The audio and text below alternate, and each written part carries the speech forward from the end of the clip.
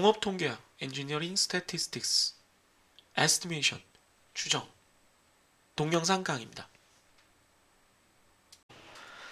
네, 별로 안 유명한 제가 좋아하는 영화들을 추천하는 시간을 갖고 있습니다. 세 번째로 제가 추천할 영화는 Finding Forrester라는 영화입니다. 이 영화 나왔던 당시에는 뭐 그렇게 안 유명하다 할 정도는 아닌데 시간도 꽤 많이 지났고 이제는 뭐 한 20년 더 됐네요. 지금 찾아보니까 2000년이네요. 24년 됐네요. 이 영화 그 당시에는 뭐 그래도 뭐 좀 아는 사람이 있었는데 지금은 진짜 아무도 모르는 영화일 겁니다. 이게 요런 류의 영화가 많이 있어요. 그러니까 젊은 청년의 어떤 자기 개발, 발전 혹은 좌절을 이제 응원해주는 나이 많은 멘토 뭐 요런 구도의 영화들이 되게 많은데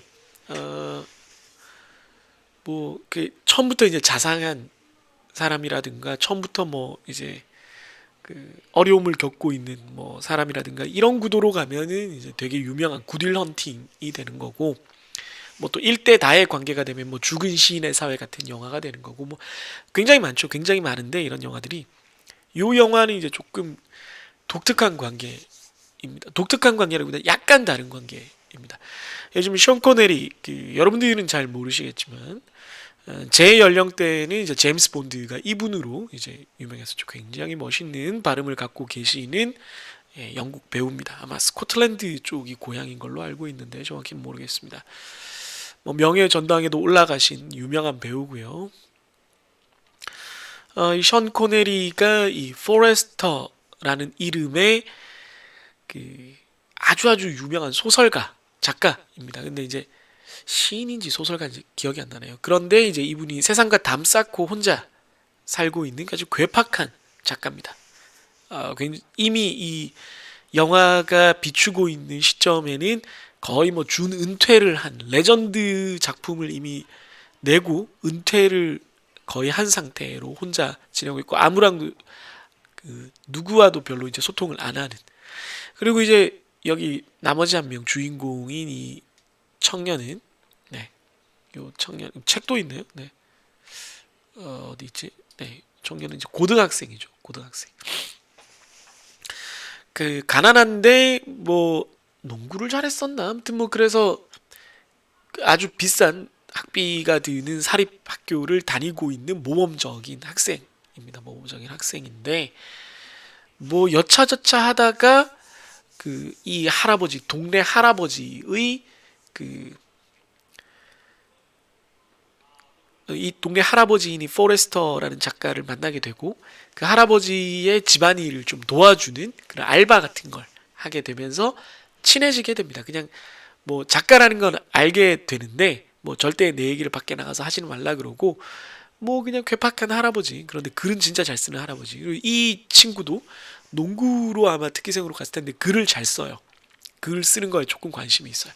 그래서 이제 그 이렇게 서로 얘기도 주고받고 또 글 쓰는 거에 대해서 이제 조언이라기보다는 좀 괴팍하게 뭐 가르침도 주고 하다가 당연히 이제 모든 영화가 그렇지만 이 친구가 사립학교의 그 잘난 체하는 도련놈들한테 좀 고생을 하게 되고 그 과정에서 이분이 이제 도움을 주고 뭐 서로 세상 밖으로 나오는 과정을 이 젊은 어린 학생이 도와주고 포레스터 작가는 포레스터라는 이 어른은 정말 존경할 만한 이 어른은 그 젊은 학생의 어린 친구의 젊은 재능의 발전과 기회를 만들어주는 그런 좀 상호 보완적인 서로가 이제 도움이 되는 서로를 지렛대 삼아서 버팀목을 삼아서 그 세상 더 넓은 세상과 더 나은 자신과 만날 수 있게 되는 그런 내용. 뭐 좀 전형적인 얘기입니다. 서로 다른 인간이 서로 다른 장애와 서로 다른 어려움과 환경을 가진 두 사람이 서로에게 도움이 되고 지지가 되면서 더 나은 결과로 나아간다라는 아주 이제 당연한 얘기. 그러나 우리가 인생에서 참 만나고 싶은 그런 이야기를 다루고 있습니다. 그래서 어떻게 보면은 이 영화가 그렇게 주목을 받지 못한 이유는 너무나 이제 좀 방금 제가 말한 대로 뻔한 어떤 클리셰 덩어리들이 많이 포진되어 있기 때문이에요. 아, 뭐 이렇게 되겠지. 뭐 저 친구가 이제 좀 고생을 하겠네. 아이, 뭐 포레스터 작가네 집에 가서 일하다가 좀 고생하는데 그래도 뭐 이렇게 좀 좋아지는 지점이 있겠네. 이 동네에 괴팍한 할아버지인 줄 알았는데 뭔가 반전이 있겠네. 뭐 이런 예상이 되는 어떤 지점에 대해서 계속 짐작을 하게 되고 그게 이제 계속 나타나요. 그러다 보니까 좀 어떤 작품을 보는 흥미라든가 그게 막 엄청나게 생기지는 않습니다. 솔직히 말해서. 그럼 제가 왜 이 작품을 좋아하느냐? 이런 어떤 것이 클리셰라는 거는 그게 되게 뻔한 얘기고 모두가 다 이제 예상할 수 있는 얘기가 된다는 것은 그게 그만큼 가치가 있거나 혹은 매력적인 이야기 구조이기 때문에 혹은 어떤 에피소드 장면이기 때문에 그 기법, 그 장면, 그 플롯이 계속 쓰여왔다는 겁니다. 그러니까 우리가 지루해진 거예요. 어떤 옷의 디자인이 지루해졌다면 그 전에 유행을 했기 때문인 거죠. 그 전에 유행을 했다면 그게 인기 있을 만한 이유가 있었던 거예요. 그래서 만약에 이런 종류의 작품들을 여러분들이 이미 학창 시절에 많이 봤다면 특히 잘하면서 그러면 이 영화를 다시 보는 게 큰 의미가 있지는 않을 겁니다. 그런데 만약에 그렇지 않다면 요런 류의 작품을 많이 본 기억이 있지는 않다 내가.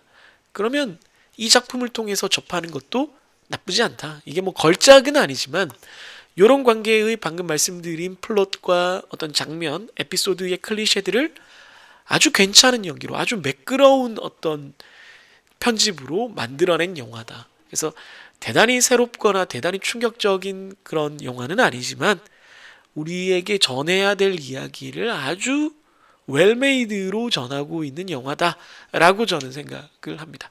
그래서 앞에 두 영화보다도 오히려 이 영화는 조금 더 술술 넘어가는 국밥 같은 스타일이고요.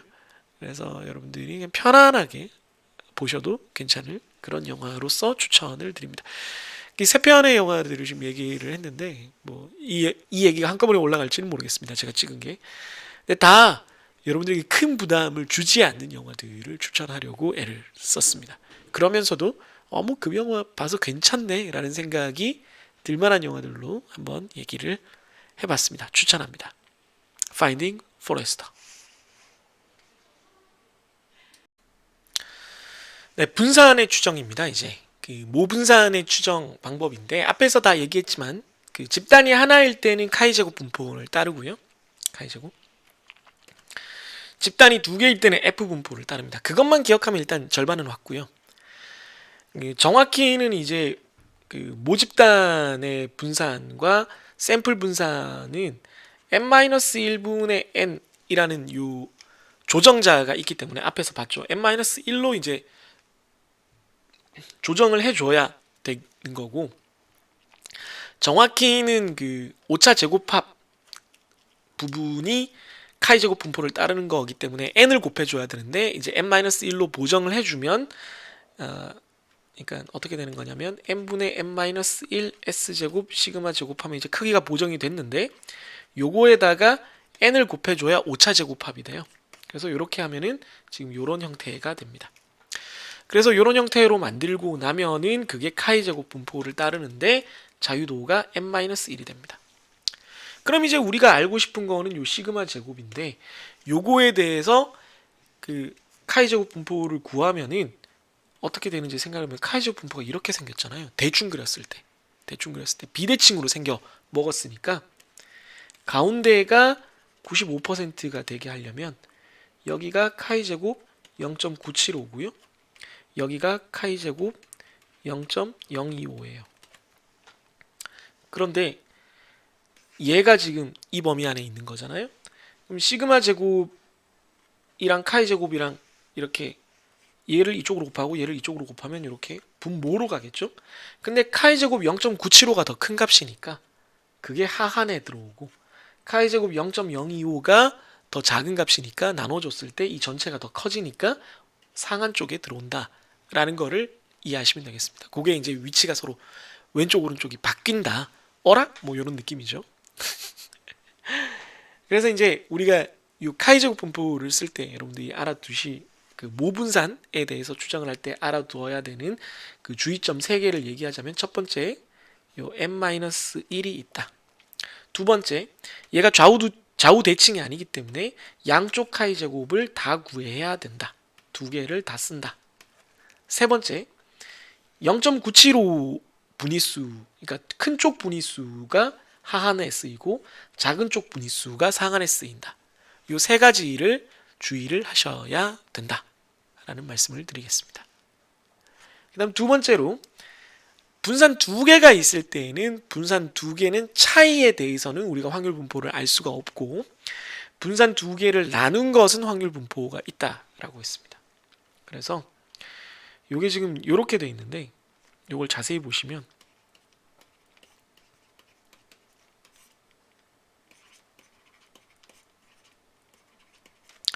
돼서 이게 어떻게 되는 거냐면은,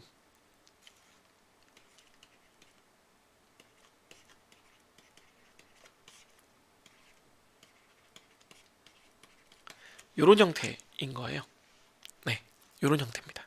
형태를 보셨을 때,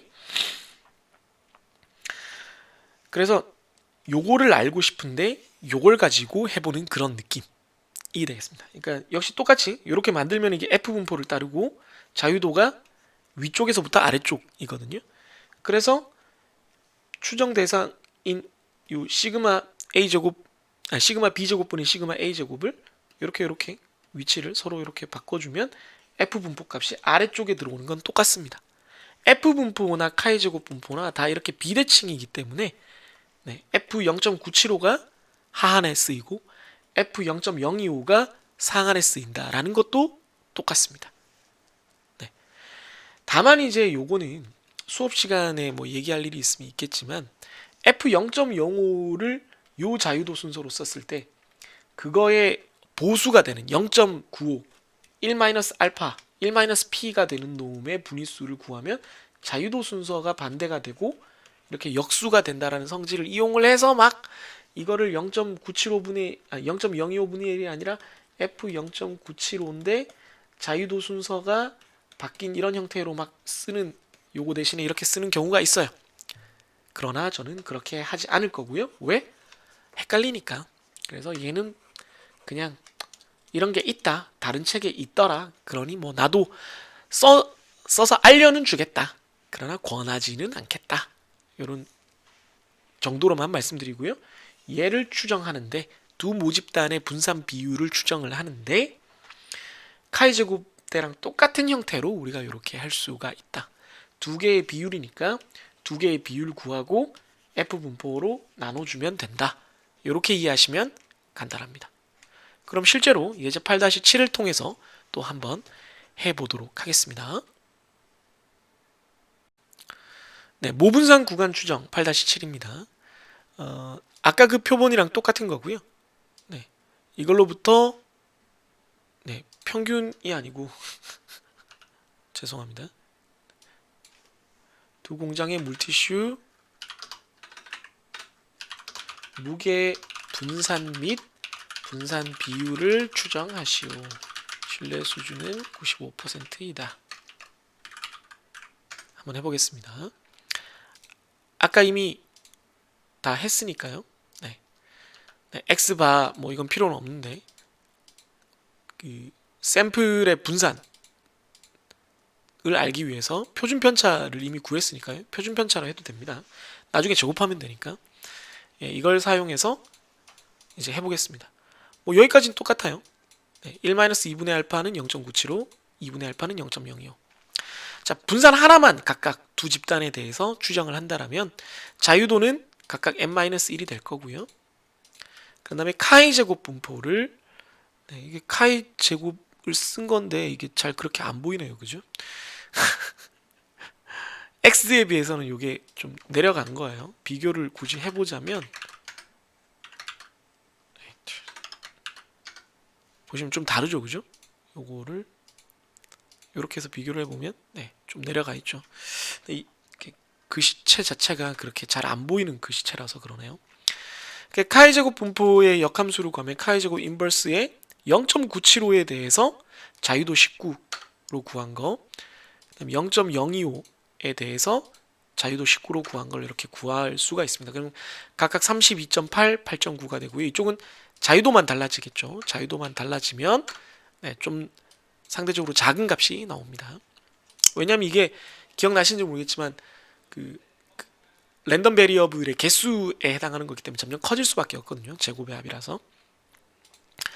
그럼 이제 하하는 우리가 이미 알고 있는 요 s의 제곱을 n-1을 곱해주고 카이 제곱으로 나눠주는데 큰 걸로 나눠줘야 하한이 되겠죠.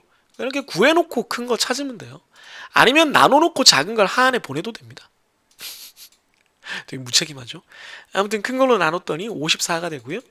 작은 걸로 나눴더니 201이 됩니다.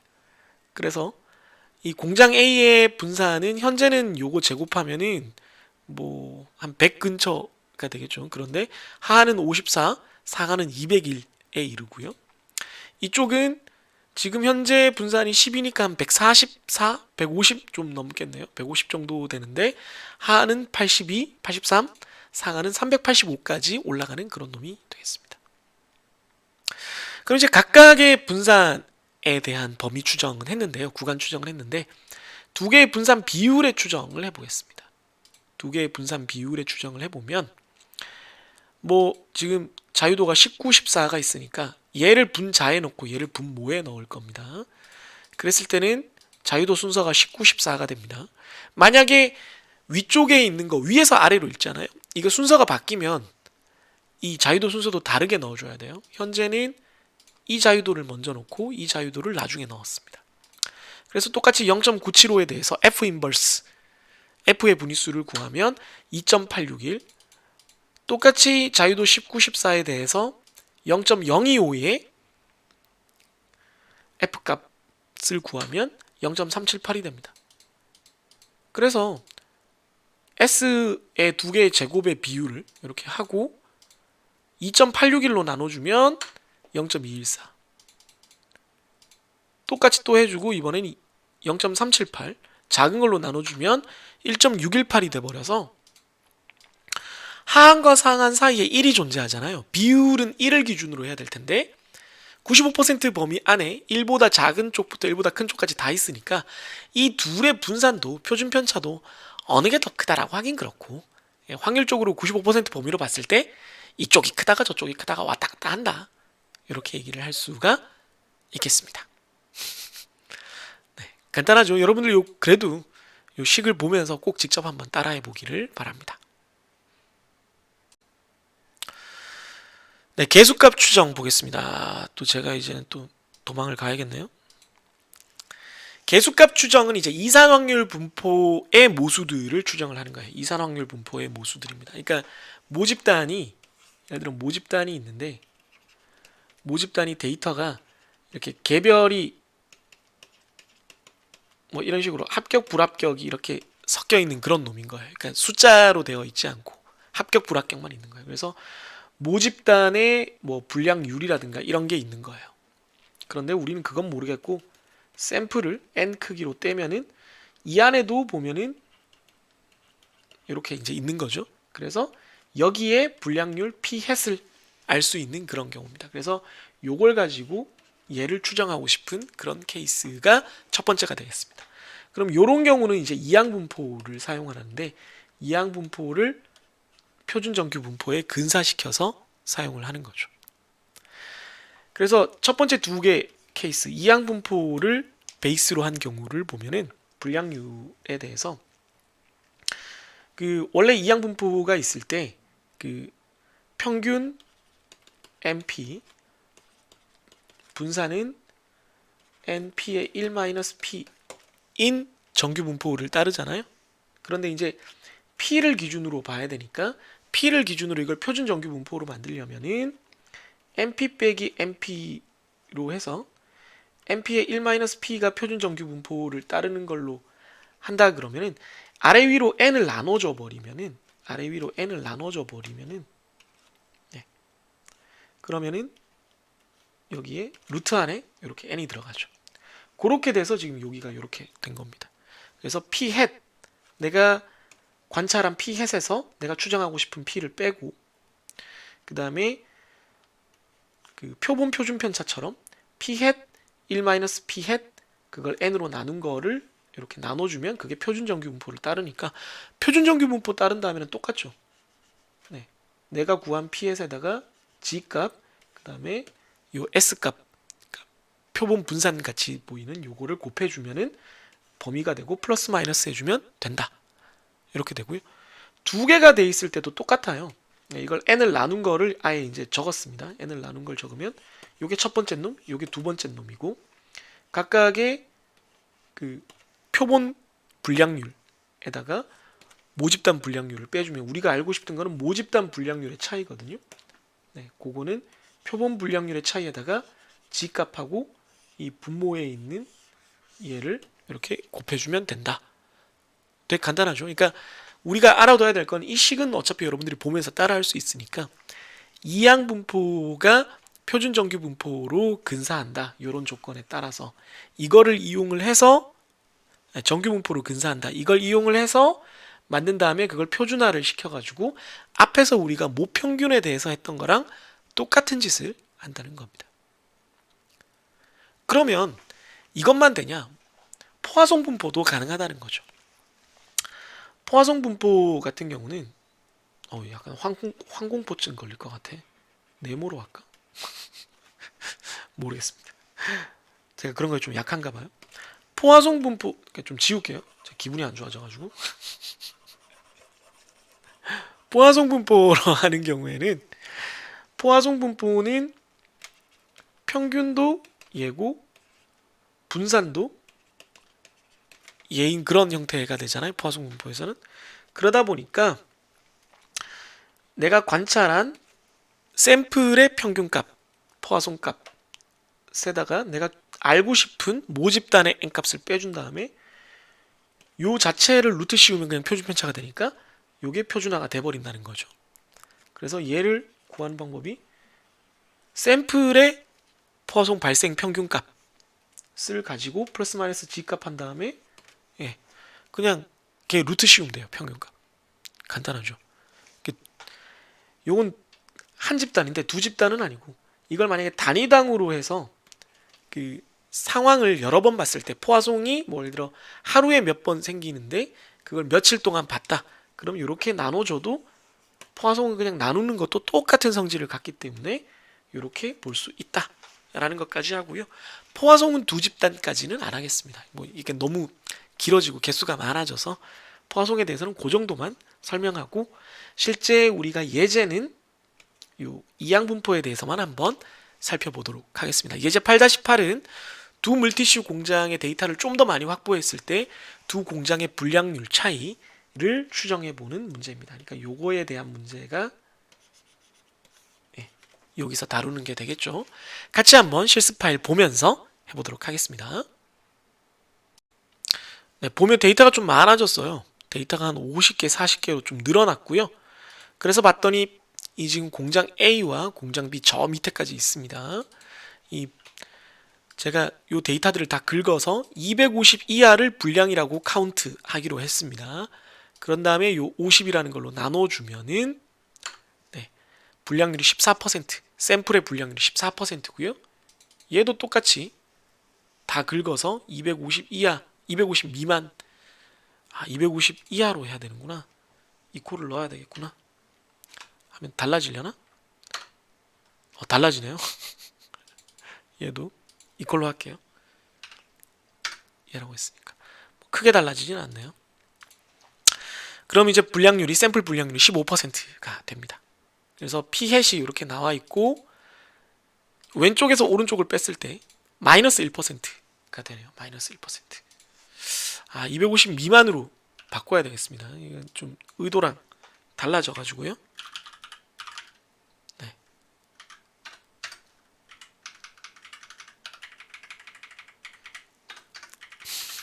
반칙인가요?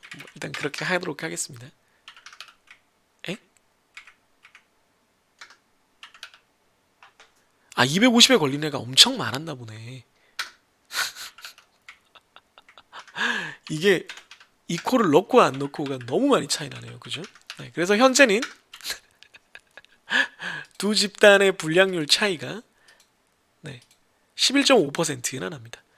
250인 놈이 되게 많은가 보네요. 250, 250, 250. 아, 그러네. 250이 딱 걸린 애가 되게 많았네요. 그래서 신뢰 수준을 90으로 했습니다. 이게 좀 이제 좁게 잡아보려고 네. 강의 자료 미만으로 고치고 있습니다. 그래서 1-2분의 알파가 이 경우에는 1 네, 양쪽 꼬리 확률이 5%밖에 안 되니까 95%, 0.95가 되겠습니다. 그래서 G값은 이게 표준정규 분포로 근사를 하는 거니까 0.95, 평균 0, 표준 편차 1 이렇게 되겠습니다. 자꾸 당겨 들어가. 그래서 1.645가 나오고요. 0.95에 대해서는 구간의 절반은 요 G값 곱하기 루트 P 햇 곱하기 1 P 햇 나누기 50 데이터 개수. 이쪽도 P 햇 곱하기 1 P 햇 나누기 데이터 개수. 이렇게 한 거를 루트로 취한 겁니다. 그렇게 봤더니 구간의 절반이 한쪽 폭이 9.04%가 돼요. 그래서 11.05에서 빼주면 11.05%에서 빼주면 2.46%가 되고요. 더해주면 20.54%가 되니까 그 90%의 확률로 이 두 공장의 불량률 차이가 2.5%에서 20.5%의 범위에 있으니까 음수로는 안 가잖아요. 그러면 항상 90%의 확률로는 공장 A가 공장 B보다 불량률이 더 큰 거예요. 그죠? 그래서 90%의 확률로는 공장 A의 불량률이 더 괜찮다라고 할 수 있는데 지금 보다시피 250이라는 기준에 딱 걸려있는 애가 너무 많아서 여기 좀 애매하게 됐네요. 네, 그래서 이 기준을 바꾸면서 여러분들이 살펴보면 또 다르게 나올 것 같습니다. 여러분들이 한번 해보시고요. 우선은 제가 이제 원래 의도했던 바로 계산을 했을 때는 이렇게 구간의 하한과 상한을 구할 수 있다라는 말씀을 드리겠습니다. 조금 민망해졌어요. 네, 최근에 키즈 카페 가서 이렇게 스펀지 이렇게 점프해서 뛰어들 수 있게 쿠션이 되어 있는 그 피트에서 이제 저희 애들이랑 사진 찍었던 건데요. 이날 되게 힘들었어요. 사실 저희 애랑 또 다른 친구인 애를 괴롭히는 애가 있어가지고 좀 그 부모한테 주의도 주기도 했었고 뭐 그렇게 다툼을 좋아하는 편은 아닌데 몸도 되게 힘들고 그 전날도 엄청나게 피곤해서 출장 갔다 오고 이래가지고 그 전전날이구나. 그랬는데도 어쨌든 사진으로 참 다시 이렇게 며칠 지나서 돌이켜 봤을 때는 참 행복해 보이고 추억에 많이 남네요. 아마 여러분들 부모님들도 다 큰 여러분들을 보면서 아우 징그럽다, 아유 좀 속썩이는 놈 이렇게 생각하시면서도 또 한편으로는 사진 보시면서 아유 그래 우리 애가 참 저랬는데 뭐 이렇게 생각하시면서 또 여전히 여러분들을 사랑하고 계실 겁니다. 항상 부모님의 마음을 생각하면서 여러분들 열심히 공부하기를 바라고 저도 부모가 되고 나서 여러분들에게 좀 더 애정을 쏟고 그러다 보니까 좀 더 이제 조바심이 나서 더 많이 야단치기도 하는데 늘 그래도 정성껏 강의를 이렇게 준비하려고 하고 있습니다. 제 마음이 잘 전달되기를 바라고요. 이번 추정 강의 자료 도움이 됐기를 바랍니다. 네, 추정 파트 강의 동영상 3개로 끝났습니다. 약속한 대로 점점 짧아지고 있어서 다행이고요. 마지막에는 정말 실습인 부분만 생각하면은 그다지 어렵지 않았을 거라고 생각을 합니다. 뭐 저만의 생각일 수도 있겠지만 여러분들도 그 실제로 해보면서 그냥 스프레드시트에서 이렇게 계산 넣어보면서 아 그냥 표에서 요 값이 이렇게 적용되는구나 만 이해를 해도 우선은 괜찮아요. 그렇게 자꾸 하다 보면은 아 이게 뭐 하는 거구나 라는 걸 감을 잡을 수 있으니까 그렇게 좀 생각을 하고 접근을 해보기 바랍니다. 늘 얘기하지만 꼭 강의 자료 보면서 실습을 따라 하면서 감을 익히기를 바랍니다. 그럼 저는 강의실 혹은 다음 동영상에서 다시 만나도록 할게요. 여러분 그럼 안녕히 계세요.